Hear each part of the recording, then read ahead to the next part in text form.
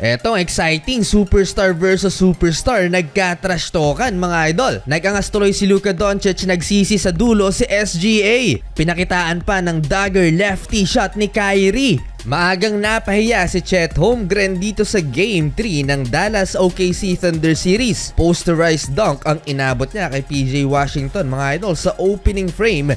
At hindi lang yan, and one play din ang ginawa sa kanya ni Derrick Jones Jr. sabay stare down mga idol sa nakabagsak na rookie. Maagang naghalimaw itong si PJ Washington. Mainit pa rin mga idol, 11 points sa first quarter, habang si Kyrie Irving naman dalawang highly contested field goal ang naitala sa first quarter. Umabot ng 9 points ang biggest lead ng home team mga idol sa OKC Thunder. Pero in fairness dito kay Chet Holmgren sa first quarter, nakakapagtala mga idol ng 3 block shots ang rookie at nasupalpal din niya si Derrick Jones Jr. Hindi rin nakakaligtas si Daniel Gafford sa 7-foot center ng OKC Thunder. Nag-mini run papatapos ng first quarter ang visiting team at nakat sa tatlo ang lamang ng Dallas Mavericks 26-23 led by SGA 9 points. Para simula ng second quarter, PJ Washington 3-pointer so far siya ang nagbubuhat for Dallas Mavericks. Nagkasunod-sunod naman ang sagot ng OKC Thunder at nakalamang na nga sila sa Dallas Mavericks after ng 3-pointer ni Jalen Williams. 34-31 napa-timeout na si Coach Jason Kidd.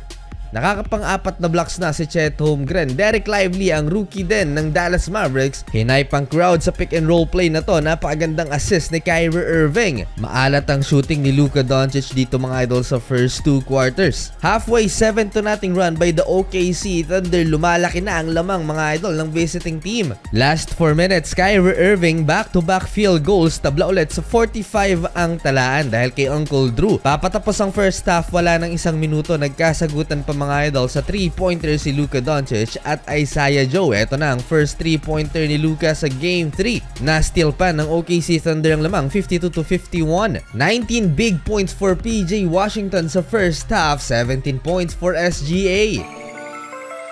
Pinasarap lang ni Daniel Gafford ang pagsisimula ng second half for Dallas Mavericks dahil itong si Josh Giddey 5 quick points, kaya agad na naghabol ng 6 points ang Dallas Mavericks 61-55. 11-0 run for OKC Thunder. Lobo sa 10 points ang hinahabol ng Dallas Mavericks. Nakasagot pa naman ng Dallas Mavericks led by PJ Washington na so far may 24 points na, 65-63 halfway mark ng third quarter. Grabe itong mga role players ng Dallas Mavericks. 16-0 run ang naisagot ng home team. Josh Green, big impact din off the bench. Asar na asar pa si Luka Doncic mga idol kay Lu Dort dahil sa pag-flop sa play na to.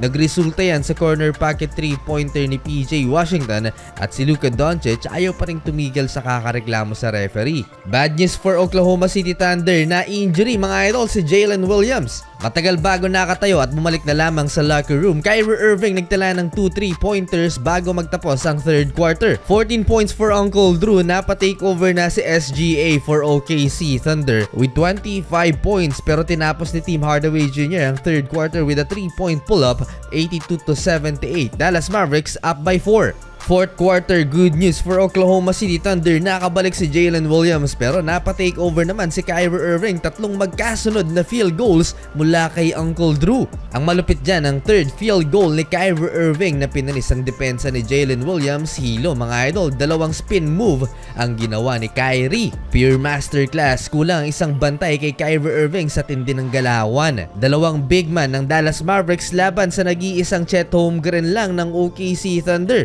82-83 lamang na ng 9 points ang home team. SGA, big time 3-pointer para ikat ang lamang ng Dallas Mavericks into 3 points, 92-89. Buhat malala ang superstar ng OKC, 28 points na. Halfway bagsak si Luka Doncic mga idol kay Shai Gilgeous-Alexander. Napatawag ng timeout ang Dallas Mavericks. Dito na siya trinash talk na SGA. Sumagot din syempre si Luka. Etong maganda, superstar versus superstar. Down the stretch mga idol, mukhang may intensyon itong si Lu Dort. Nasaktan na si Luka Doncic. Pinakain ng tuhod mga idol ang superstar ng Mavs. Close game, last 2 minutes, lamang lang ng tatlo ang Dallas Mavericks, 102-99. Sumabay pa si SGA kay Luka sa play na to. Last 1.5 remaining na dali na nga ni Lu Dort si Luka Doncic, masama ang pagkakabagsak ng Mavs superstar mga idol. Nakabalik pa naman sa laban si Luka and Kyrie Irving, last 1 minute sinayawan si Jalen Williams at naipasok ang dagger floater na to. Last 29 seconds, huge call mga idol kay SGA. Natawagan siya ng offensive foul. Atakihin niya ang depensa ni Luka Doncic sa restricted area. Na-trash talk tuloy siya mga idol ni Luka Doncic. Well, solid mga idol, panalo ang Mavs, 2-1 na ang series.